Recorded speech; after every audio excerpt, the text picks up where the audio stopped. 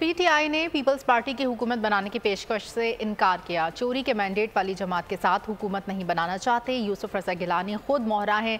रहनुमा तहरीक इंसाफ रऊफ हसन की बोल न्यूज़ के प्रोग्राम तज्ज़िया में गुफ्तगू। कहा, इलेक्शन कमीशन मुल्क का करप्ट तरीन इदारा है, इससे इंसाफ की तवक्को नहीं।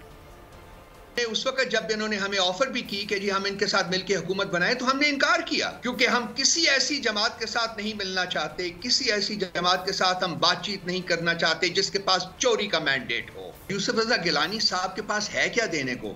ये तो खुद मोहरे हैं। ये जो ट्राइब्यूनल्स हैं जहां हम गए हुए हैं, ये एक करप्ट तरीन अदारा जो इस मुल्क का है, उसका नाम है इलेक्शन कमीशन ऑफ पाकिस्तान।